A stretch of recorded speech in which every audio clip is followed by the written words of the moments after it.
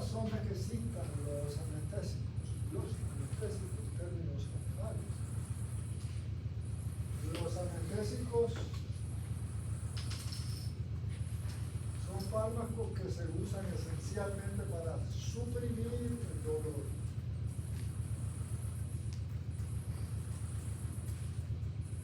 Diferente a los analgésicos. Los anestésicos suprimen condiciones que no suprimen los AINES, los analgésicos. Por ejemplo, ustedes utilizan un medicamento analgésico para un dolor de cabeza, para una cefalea o para un dolor menstrual o muscular. Pero con el anestésico, lo que vamos a lograr es, aparte de suprimir el dolor, vamos también a paralizar el tejido. Entonces tenemos dos tipos de anestésicos: los anestésicos generales y los locales. Hay una diferencia. Los anestésicos generales, su función es producir anestesia en todo el organismo con pérdida de la conciencia. Se pierde la conciencia, se deprime la conciencia.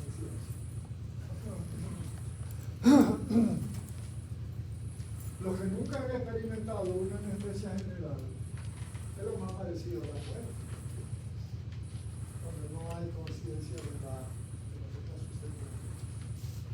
¿Quiénes han pasado por una anestesia general? Ustedes saben cómo es la cosa.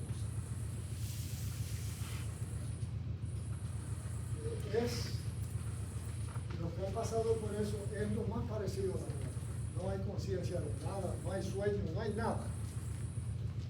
Entonces, el anestésico general atraviesa la barrera hematoencefálica y paraliza el organismo completamente, abatiendo todas las funciones vitales. El anestésico local produce anestesia en una zona localizada del organismo sin pérdida de la conciencia. Esa es la diferencia. Los anestésicos locales se usan mucho en las emergencias de los quirófanos. Cuando vayan a suturar heridas, pero hay muchos campos donde se utiliza que no son suturas de heridas. Por ejemplo, los pacientes que van a ser sometidos a endoscopía digestiva alta, los que van a tener gastroscopía, esofagoscopía, antes de meter el tubo, el esofagoscopio, el gastroscopio, hay que atomizar con un anestésico local para evitar el reflejo cuando el tubo llega a la parte posterior de la boca, a la orofaringe. Ese es un ejemplo de lo que se utiliza. Si se va a dar anestesia aquí en la columna vertebral, llamada raquianestesia o anestesia peridural, antes de meter el catéter, que es un catéter bien grueso, que duele mucho, hay que infiltrar el tejido con anestésico local para evitar el dolor. Si usted tiene dolores musculares intensos, espasmos musculares, se pueden usar parchos con anestésicos locales y AINES. Es decir, el uso de los anestésicos locales es múltiple. Si van a tener un trabajo en la boca de extracción dentaria, o sea, una exodoncia, o van a tener un tratamiento de canal, que es matar el nervio, en el caso que se requiera matar un nervio, porque la pieza está muy dañada y hay que hacer un trabajo ahí, hay que poner anestesia local, que llegue hasta la raíz de ese nervio o a las raíces de ese nervio y pueda abatir el dolor. Esos son los usos. Es decir, que se usa mucho más que los generales prácticamente. Antes déjenme darle un toque con los anestésicos generales, solamente para que vean la diferencia. Los anestésicos generales entonces son de dos tipos. Son anestésicos endovenosos, son un grupo.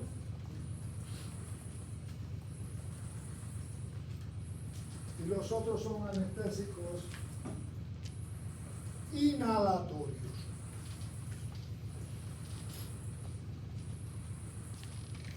Los endovenosos producen anestesia general de curso breve. Son el propofol, ese es el más usado de todos, el etomidato y la ketamina. Dentro de esos tres, la ketamina suele ser una sustancia de abuso. Suele ser de abuso. Y se expende ilegalmente en la población, en cualquier parte del mundo. Es un potente anestésico general endovenoso. Los inhalatorios generalmente son de curso más amplio y de mayor duración. El primero fue el éter. Y entonces tenemos óxido nitroso, alotano, enfluorano, sevoflurano. Tenemos muchos anestésicos que son líquidos volátiles y otros son gases. Por ejemplo, líquido volátil, éter. Desde que se pone al aire, se volatiliza. Gas, óxido nitroso. Bien. Ahí entonces está lo que ya le he dicho. Eso ya no necesito reafirmarlo, que ustedes lo pueden ver ahí. Ahí tenemos los tres endovenosos generales y los inhalados, que son inhalados mediante tubo endotraqueal y máquina ventilatoria anestésica. Bien. Los anestésicos locales entonces se clasifican como ustedes lo ven ahí. Ésteres y amidas. Para que no se confundan, los ésteres tienen una I,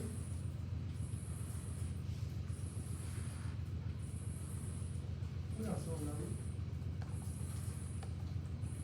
Las amidas tienen dos.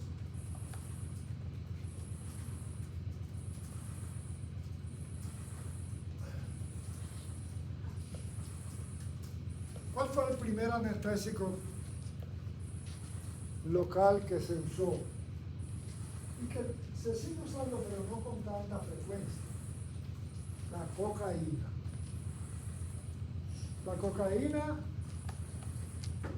farmacológicamente es un anestésico local que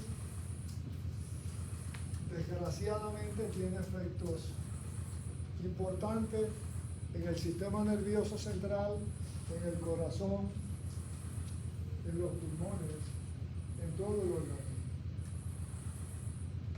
Digo desgraciadamente porque produce adicción importante y produce síndrome de retiro. Y el síndrome de retiro puede provocar la muerte. Lo peor que puede pasar con la cocaína es que los pacientes mueran o de un infarto o mueran de una arritmia cardíaca. A diferencia de los opiáceos, de los barbitúricos, todos los pacientes mueren de paro respiratorio. De paro respiratorio. Pero bueno, el primero que se usó fue ese. Miren, y ese es de mucho tiempo atrás, de muchos cientos de años, los aborígenes del Amazonas, en América del Sur, utilizan hojas de coca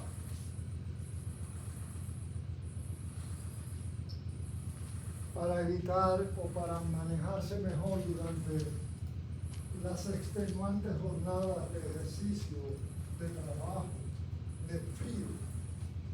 Utilizan coca, hojas de coca, la mascan. Y entonces eso produce una mayor intensidad para el trabajo, para el estudio, para todo. En la mayoría de esos países de Sudamérica, por ejemplo en Perú, si ustedes van al Machu Picchu, si ustedes pretenden subir al Machu Picchu, pues supongo que todos saben lo que es el Machu Picchu en Perú, que son las antiguas torres que construyeron los mayas por allá en Perú, los incas, y que lógicamente tienen unas escaleras muy empinadas, casi muy verticales, y que antes de usted subirse le dan a ustedes eso, una infusión, para que usted pueda soportar esto, el esfuerzo y la baja de oxígeno que hay allá arriba. Bueno. Pero la cocaína entonces dejó de usarse profusamente porque producía adicción, produce adicción y produce síndrome de retiro. Entonces, a partir del año 1884, siglo XVIII, siglo XIX, 1884, comenzó a usarse, pero se descubrió realmente en el año 1860 por Lima, investigando en las Amazonas. Probó y mascó la hoja y sintió anestesia en la boca, y 20 años después entonces la estaban ya separando, la estaban identificando. Eso lo hizo Cullen en el año 1884.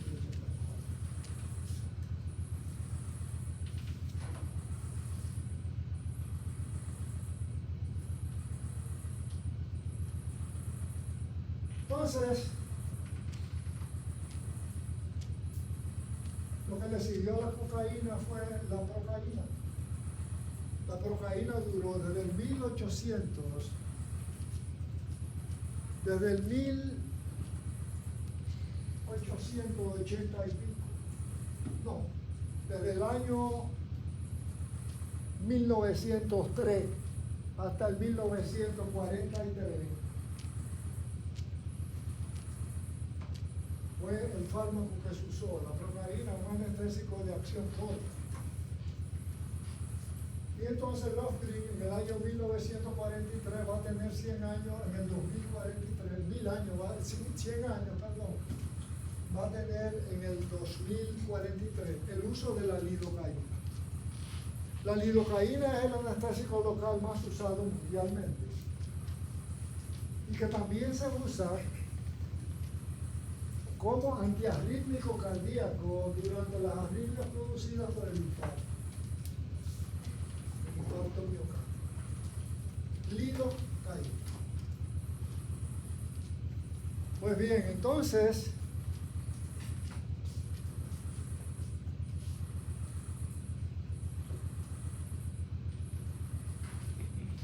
el metabolismo de estos y de estas nace de manera diferente. Esta se efectúa el metabolismo en el plasma con colinesterasas y pseudocolinesterasas. Son de curso o de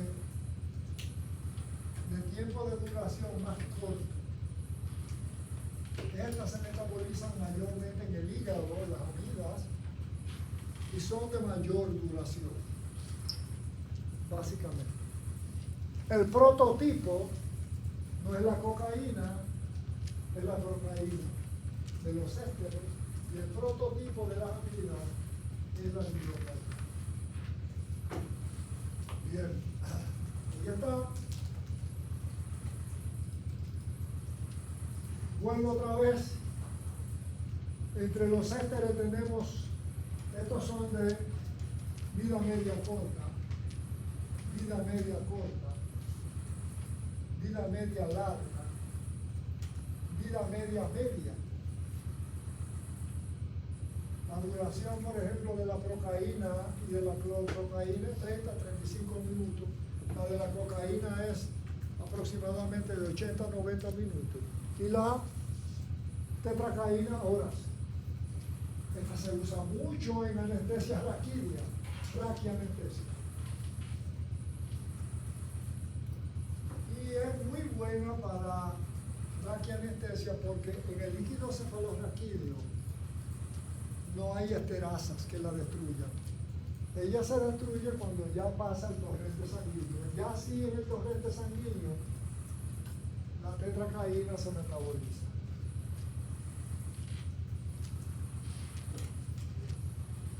Entonces,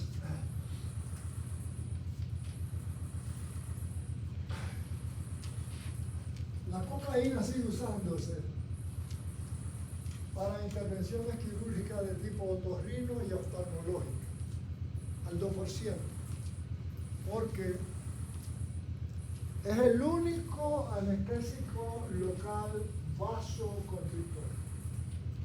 El único. ¿Y qué desventaja tiene ser un anestésico local vasoconstrictor? Que los lugares, por ejemplo, la orofaringe, las cirugías son muy sangrientas por la vasodilatación del fármaco. Los fármacos habituales que se usan como anestésicos locales no son muy buenos solos, usados solos. Ahí es buena la cocaína. Pero no se está usando cocaína en el país, se usa en Estados Unidos. Y lo que se hace aquí es que se mezclan los anestésicos locales, se mezclan con epinefrina, que es vasoconstrictor, para que el efecto sea de mayor duración. ¿Y por qué es de mayor duración? Bueno, porque eso retrasa el paso del fármaco del lugar de acción hasta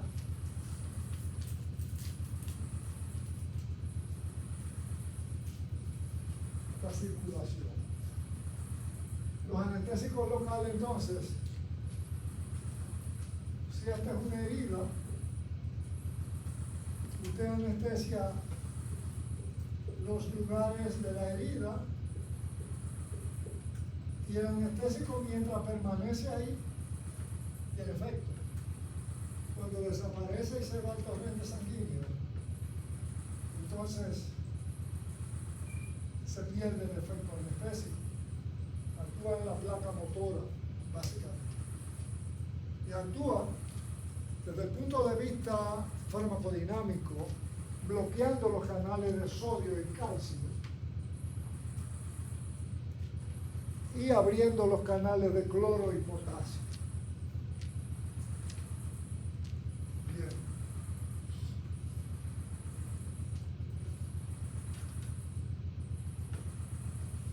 De eso voy a hablarle un poquito más adelante. Pero la bupivacaína también es otro fármaco, otro anestésico local único.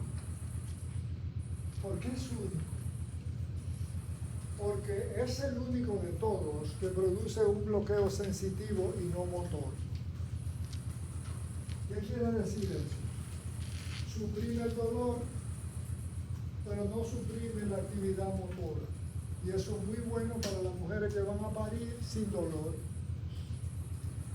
Paren sin dolor, pero las contracciones permanecen. Esa es la ventaja de la bupivacaína. El problema de la bupivacaína es que si se usan dosis mayores a las recomendadas, puede provocar una arritmia mortal, una arritmia cardíaca. Ahí está lo que le decía en la historia. Y comenzó en el año 1860. Se comenzó a observar ese fenómeno, pero fue en el 84 que se comenzó a usar la cocaína realmente. Esto todavía se sigue usando al 2%, al 1 al 2%.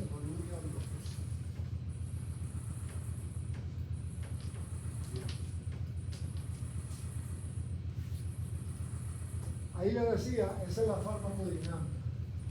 Bloqueos selectivos de los canales de cloro, bloqueo de los canales de sodio y de los canales de calcio, apertura de los canales de cloro y de potasio.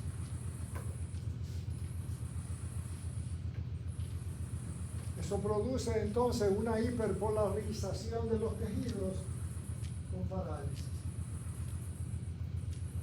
Esos son algunos de los sitios de acción donde actúan los anestésicos locales. Esos son los canales de sodio. Por aquí están los receptores a los opioides y el axón, lógicamente. Pero bueno, vamos a ver entonces que todos, a excepción de la cocaína, producen vasodilatación. Y para lograr un mejor efecto se le agrega adrenalina en una concentración de 1 al 1000. Y eso tiene que tener mucha precaución, porque la lidocaína que se usa como antiarrítmico es sin epinefrina. Repito, tienen que fijarse bien en la ampolla, porque durante un infarto se usa lidocaína para prevenir las arritmias o para tratar las arritmias. Pero tiene que ser sin adrenalina, porque si administran lidocaína con adrenalina, va a haber entonces una ampliación del infarto y probablemente lo va a matar al paciente. Adrenalina con epinefrina es sencillamente para anestésico local. Y miren ahí cuáles son la sucesión de eventos que suceden cuando se dan anestésicos locales, en ese orden. El primer efecto es la nocicepción. Se pierde la capacidad de sentir dolor. Lo segundo que pasa es la pérdida de la capacidad para sentir la presión superficial.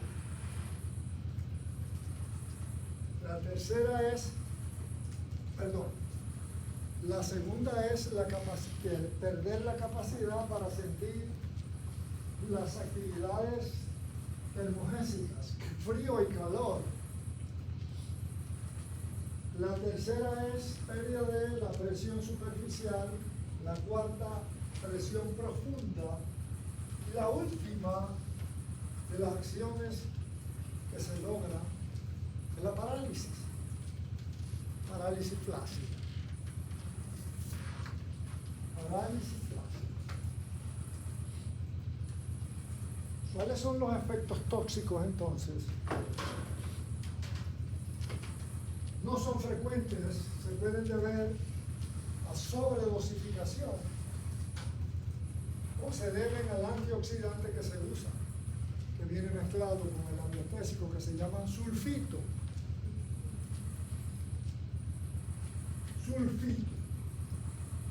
Pero no son habituales los efectos secundarios. Sin embargo, puede haber náuseas, vómitos, hipotensión, crash. Son los más frecuentes. En algunos casos, broncoespasmo. Ahí puede pueden ver la potencia de los fármacos. El prototipo de todo, de las amidas y de los ésteres en cuanto a potencia y a durabilidad, es la procaína, que tiene un potencial de efecto, de intensidad del efecto de 1, pero la tetracaína tiene 16. La bupivacaína tiene 16 y la ropivacaína tiene 16.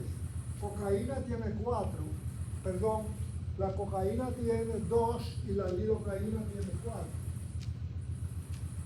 Así entonces los demás tienen la clorprocaína, que es un derivado de la cocaína, 2.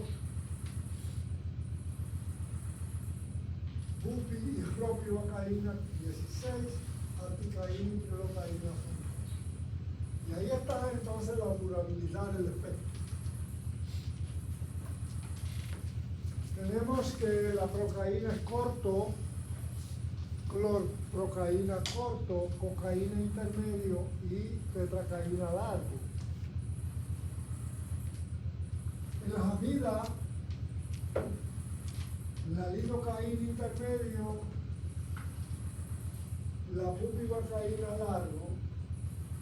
Entonces, todas las demás, metivacaína intermedio, propivacaína prolongado, articaína intermedio y procaína intermedio. Fíjense bien que los mayormente potentes son los de mayor duración. Fíjense bien. Fíjense los de efecto, los que tienen potencia menores son de efecto corto. Son de efecto corto. 16, efecto largo.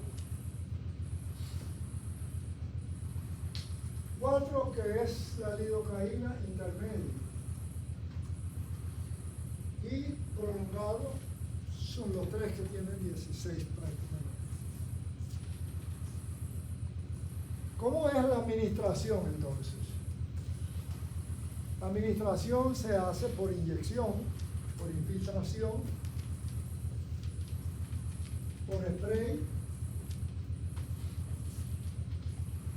por parchos dermatológicos, por parchos dérmicos, pomadas,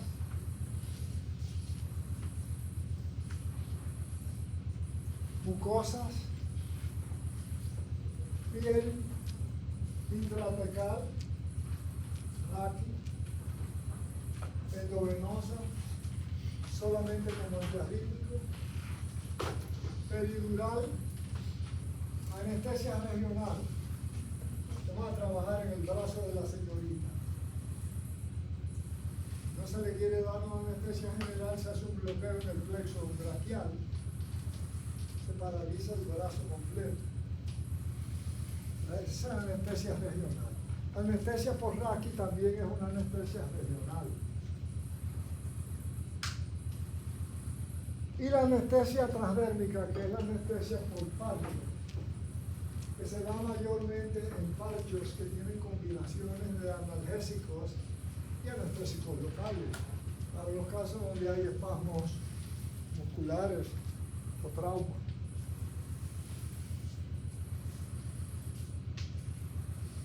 Tienen buena absorción debido a que son lipofílicos.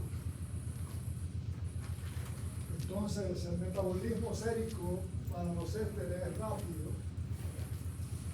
Se eliminan rápidamente por la vía renal. Las amidas tienen metabolismo en el sistema MOS hepático. El sistema MOS es el sistema de microoxidación de función mixta, dentro de los cuales están las familias de los citocromos P450, son muchos. P450 1A2, P450 3A4, 1219. Hay una cantidad inmensa de citocromos donde se metabolizan las amidas. Y entonces su durabilidad es mayor que los séptimos. ¿Cómo es el metabolismo? Desalquilación y después tenemos hidrólisis. Hay un solo medicamento de esto que es la excepción, que es la trilocaína, que el metabolismo es inverso. Bien. Todo proceso hepático agudo o crónico, fallo cardíaco, deshidratación, hemorragia,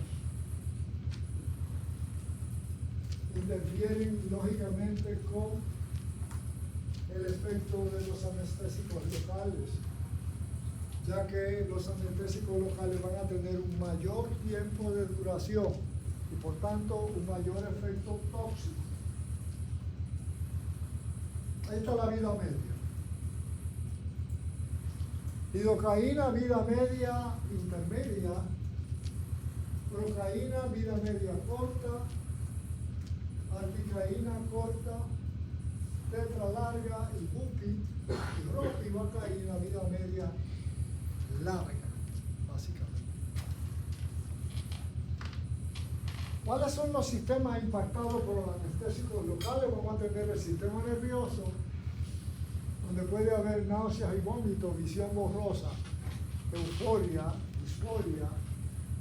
Si la cantidad que llega al sistema nervioso es muy grande, puede haber convulsiones y muerte. Pero el efecto secundario más importante que tiene la lidocaína, por ejemplo, es la hipotensión arterial y la visión borrosa. Ese era el anestésico que usaban antes los odontólogos. Ya no se usa.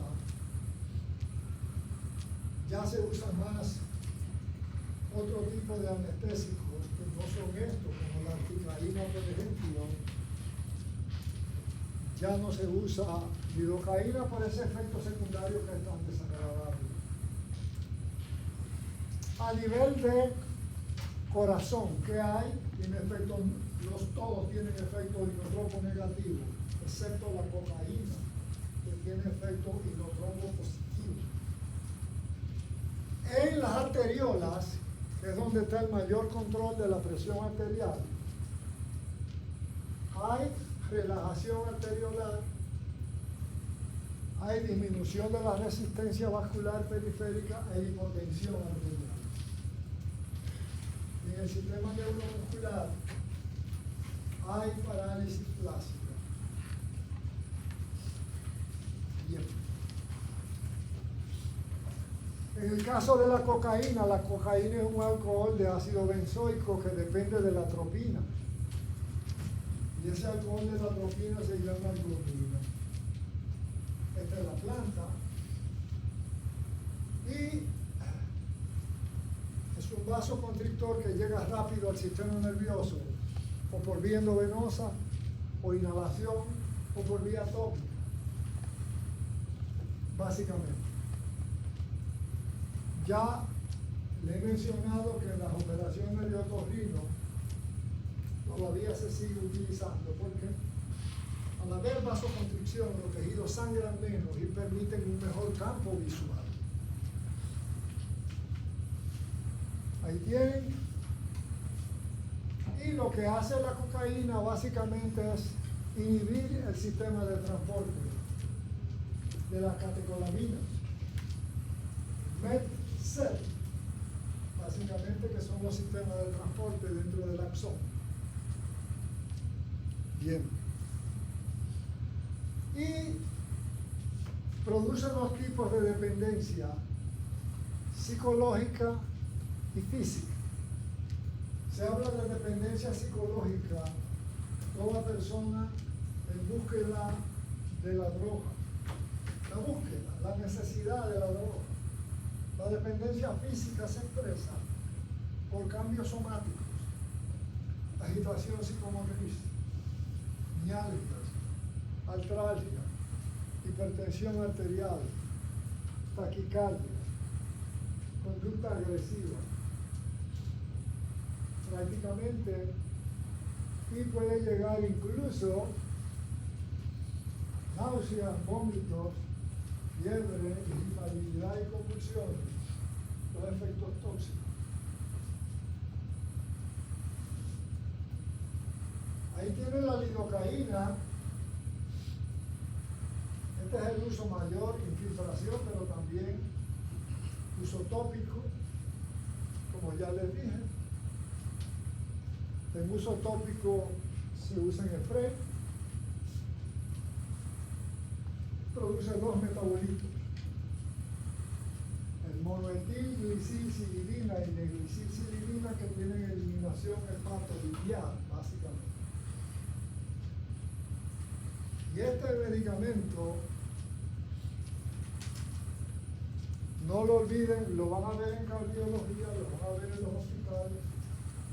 Se usa preventivamente para los casos de arritmia por infarto del miocardio. Uso combinado con adrenalina para inyección por infiltración. Lo que ustedes van a inyectar para lograr la analgesia en un tejido que van a suturar. Pero también se usa en parchos con la prilocaína o con AINES para aliviar el dolor local por espasmos musculares, básicamente. También en spray para lograr la penetración del tubo a través de la cavidad orofaringea sin que haya espasmo. Los efectos secundarios es un medicamento que habitualmente atraviesa la barrera hematoencefálica y no produce efectos deleterios, excepto cuando es en cantidad anormalmente alta o cuando llegan al torrente sanguíneo en cantidades muy altas y penetran a través de la barrera hematoencefálica cantidades inusualmente altas. Entonces produce todo esto, depresión respiratoria intensa, puede haber paro respiratorio incluso, disgeusia, que es trastorno del gusto, puede producir clonos, que son fasciculaciones musculares, mareo, náusea, visión borrosa, zumbido de oído, caída de la presión arterial periférica, colapso vascular en altas dosis. Y tiene un efecto paradójico que consiste en agitación psicomotriz. Recuerden que efecto paradójico en farmacología es aquel efecto contrario a lo que se espera. Es decir, si un medicamento debe producir relajación, tranquilidad, el efecto paradójico sería actividad y agitación psicomotriz. En cuanto a la bupivacaína, es un fármaco muy bueno con doble característica: bloqueo sensitivo, permanece intacto el bloqueo motriz, el bloqueo de la contracción muscular. Problema: cantidades mayores a las usuales por kilo de peso producen convulsiones, producen arritmia cardíaca difíciles de manejar, pueden producir la muerte. Y la mepivacaína se usa habitualmente en la garganta. Nunca debe utilizarse en medios ácidos como en los niños recién nacidos que todavía tienen cierto grado de hipoxia e inmadurez hepática, básicamente. Bien, ¿hay alguna pregunta? El siguiente tema lo voy a iniciar, lo vamos a continuar el miércoles. Shock. Vamos a ver todos los tipos de shock. Por eso no solamente lo vamos a iniciar como ya lo iniciamos con la sesión de ayer.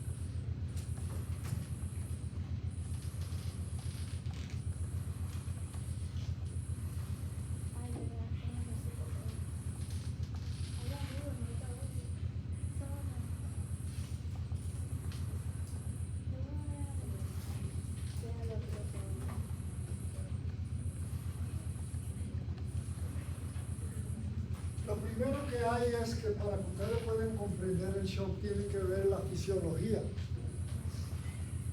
O sea, tienen que ver el fenómeno normal.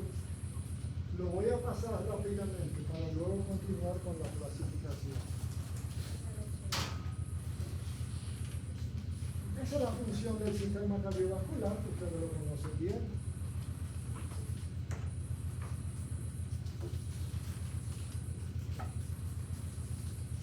El funcionamiento del organismo está adecuado con la cantidad de nutrientes que llegan, con el oxígeno aportado a los tejidos y con la estabilidad proporcionada por el sistema homeostásico, lógicamente, donde el corazón y el sistema circulatorio juegan un papel muy importante.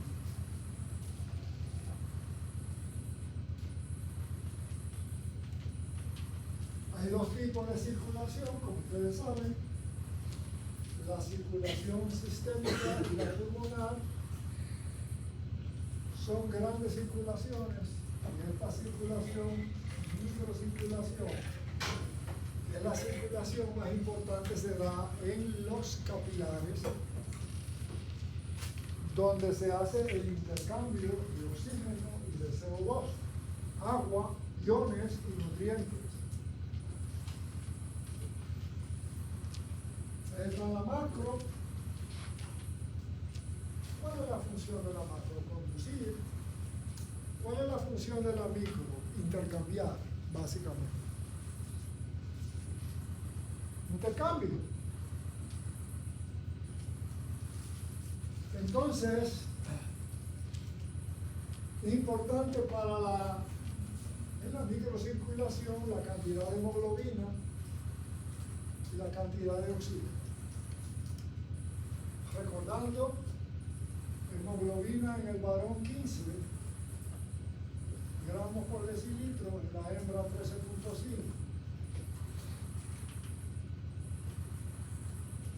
Cada gramo transporta 1.34 mililitros de oxígeno. Eso es lo normal. Lógico es pensar que en los casos de anemia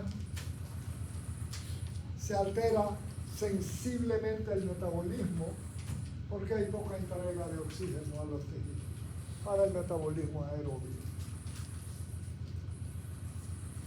Esa es la molécula de hemoglobina, donde está el core, que es el M. El M contiene 4 átomos de hierro. Cada átomo de hierro fija una molécula de hemoglobina. Así entonces se transporta 1.34 mililitros en cada gramo.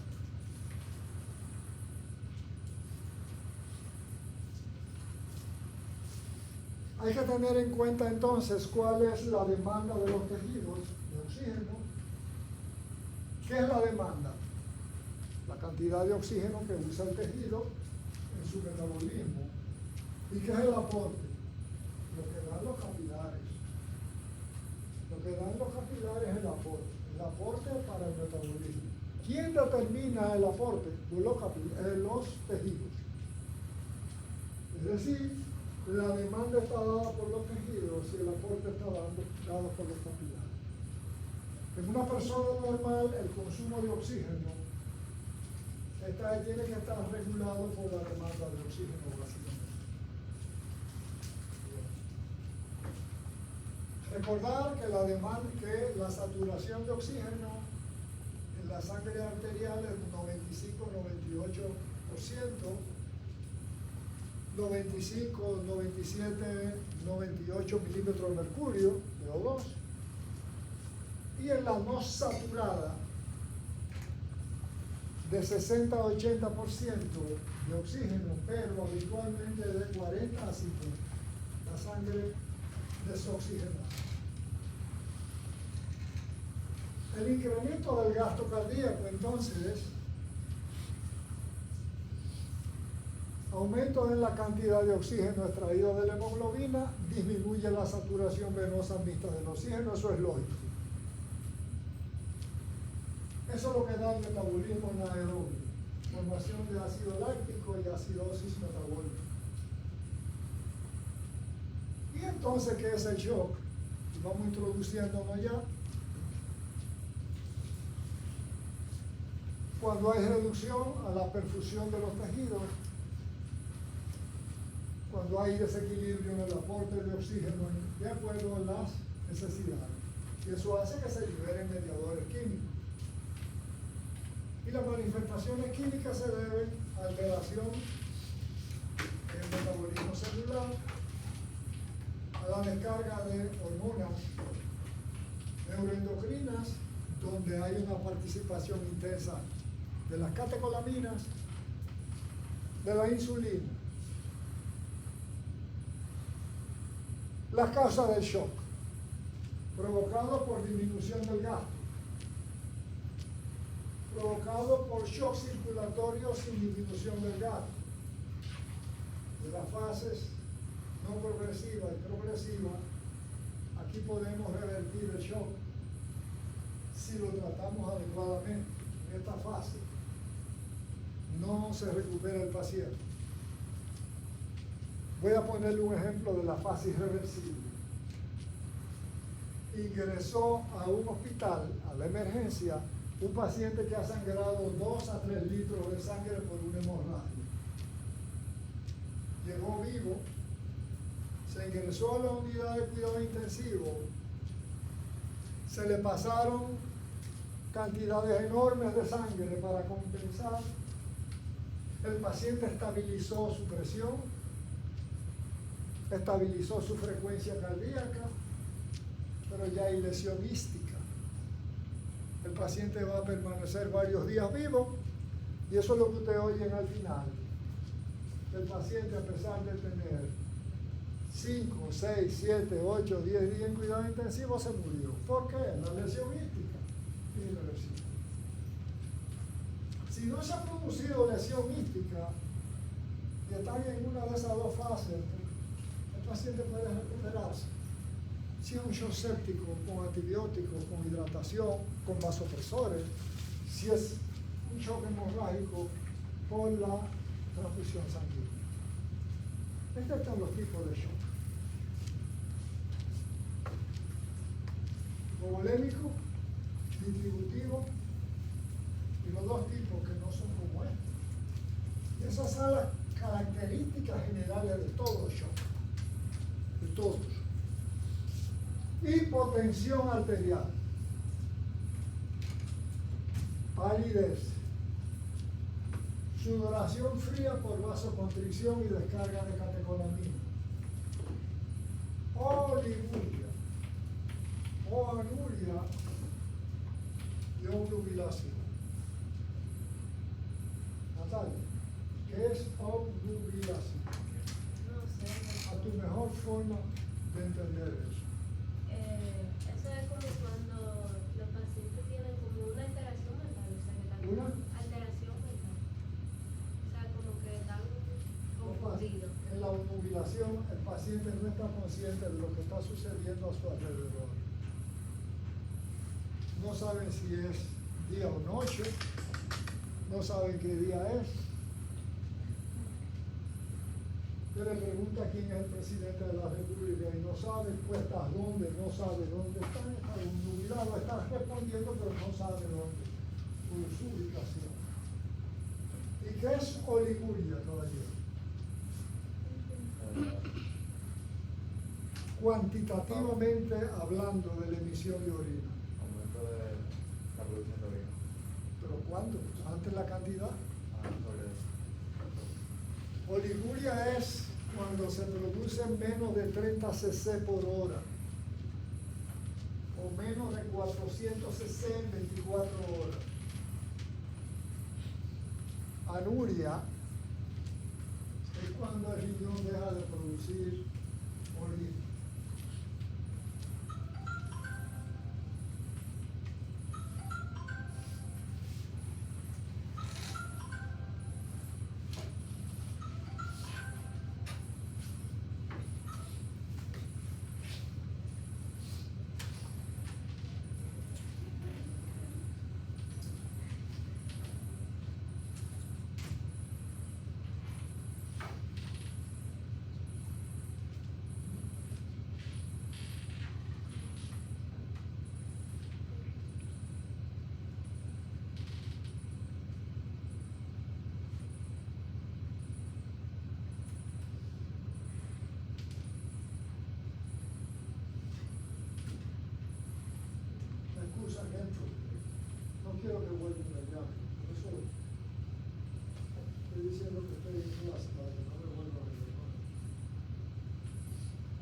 Bien.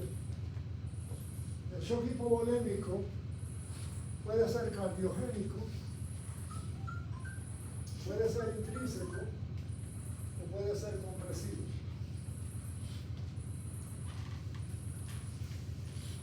Puede ser cardiogénico, el shock hipovolémico, y entre el cardiogénico, que quiere decir que el corazón es responsable, puede ser intrínseco por un infarto, por ejemplo, o puede ser compresivo por una pericarditis constrictiva, por ejemplo, la producción de mucho líquido pericárdico puede atrapar el corazón y puede producir compresión del corazón con shock subsiguiente. El distributivo puede ser séptico, neurogénico o anafiláctico. La expresión mayor de la alergia con broncoespasmo severo, aminas importantes liberadas en el organismo, obstrucción de la glotis, séptico, bacterias generalmente gram negativas o bacilos gram negativos, que son consecuencias de sepsis. Neurogénico cuando la lesión es del sistema nervioso.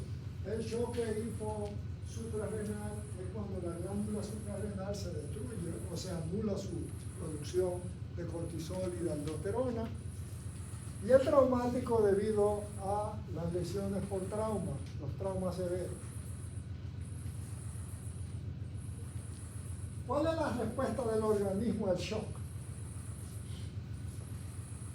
El gasto cardíaco disminuye, aumenta la resistencia vascular periférica en las arteriolas. Eso es con la intención de mantener la presión sistólica en el cerebro y el corazón. Pero si la presión sistólica cae por debajo de 60 milímetros de mercurio, vamos a ver que se interrumpe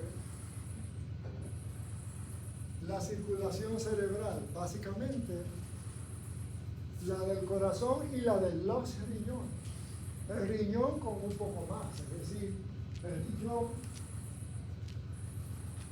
detiene su filtración glomerular con menos de 80 milímetros de mercurio. ¿Cómo sucede entonces esa respuesta que hemos visto?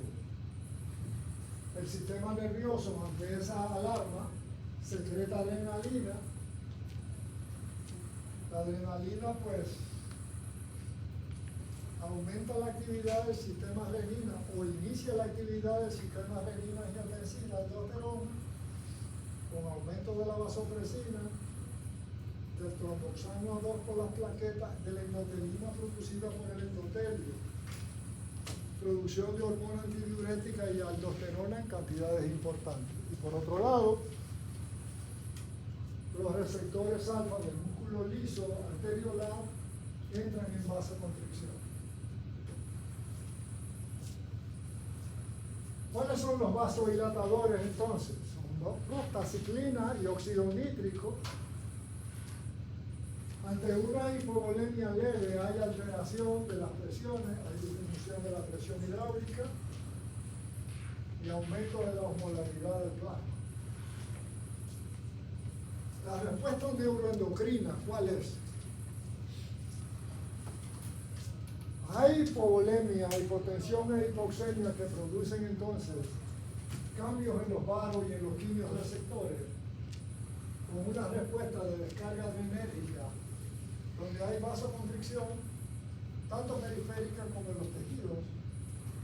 Hay aumento de la gluconeogénesis por el hígado con producción de glucosa a partir de los aminoácidos.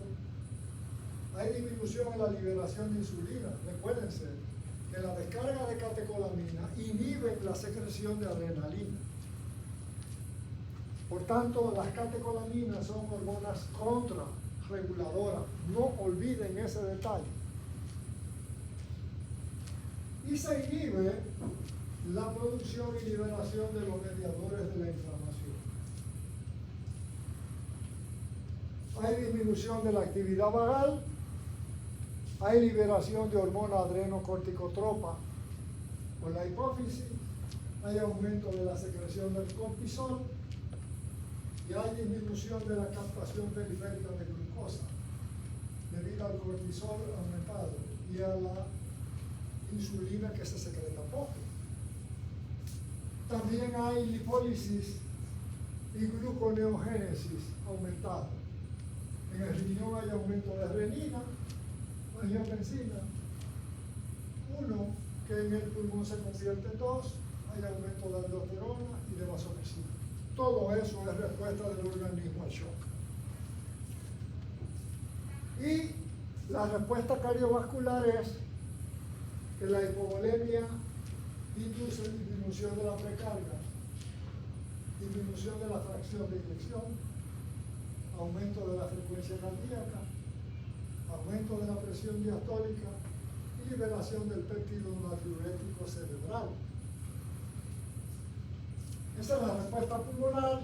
Taquipnea, eliminación de CO2, que es un ácido. Hay entonces alcalosis respiratoria como respuesta.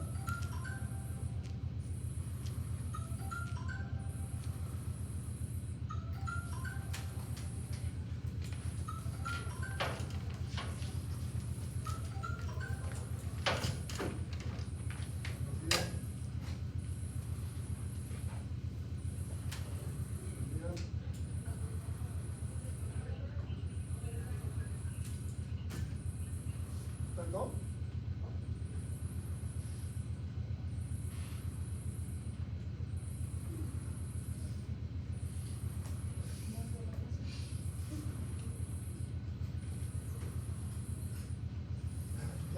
Ya desde que yo oigo una llamada telefónica me dice, ¿cómo se siente hoy, caballero? Ya yo sé que me van a ofrecer algo, una tarjeta de crédito o un préstamo. ¿Cómo se siente en el día de hoy? Digo, muy bien. Usted me va a ofrecer una tarjeta, no me lo ofrezca. Antes de que me digan. Bien. ¿Qué hay entonces?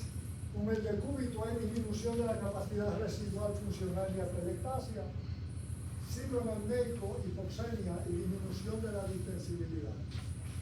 Voy a pasar un poquito rápido esto para caer en el primer shock. Esta es la respuesta renal, disminución de la diuresis, aumento de la aldosterona y la vasopresina, pero el daño puede haber entonces en el riñón por el efecto del shock, necrosis del epitelio y obstrucción de los túbulos por detritus, básicamente. Y el trastorno metabólico termina en esto. Hidratos de carbono, lípidos y proteínas alteran su metabolismo con la producción del lactato y finalmente con aumento de la litogénesis y aumento de los triglicéridos séricos, básicamente. Hay aumento del catabolismo proteico, equilibrio negativo de nitrógeno, es decir, pérdida de nitrógeno por las proteínas metabolizadas. Cuando avanza el shock hay emaciación muscular. Esa es la respuesta inflamatoria. Y todos esos elementos se descargan. Prostaglandina 1, 2, I2, IE2, tromboxano 2, producción de leucotrienos aumentada. Todo esto es vasoconstrictor, todo. Y excepto la I2 y la E2 que son vasodilatadoras, pero este es vasoconstrictor y factor respirador plaquetario. Y entonces vamos a ver ese algoritmo. Ahí vamos a dejar la clase en ese algoritmo para avanzar hacia el primer shock. Entonces ya aquí las cosas van a ser más suaves porque vamos a entrar en materia. Entonces, el Esto vamos a comenzar en la clase que viene, por favor. Natalia o Shailene. Me dicen dónde vamos a quedar aquí. Aquí, ok. Nos vemos entonces el próximo miércoles. Recuerden que nos quedan 3 clases solamente. Shock. El viernes tendremos paro cardiorrespiratorio y el miércoles de la 11ª semana tendremos intoxicación.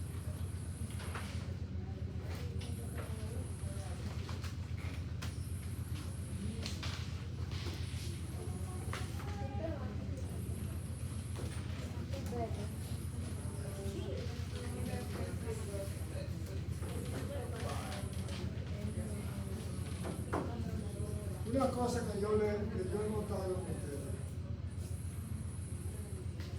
cuando yo le pregunto a ustedes qué significa obnubilación y anuria y oligonuria, si ustedes no saben lo que es, pregunten, porque ustedes no están supuestos a saber lo que es eso. Yo no me siento para nada ofendido por eso. ¿Profesor, qué es?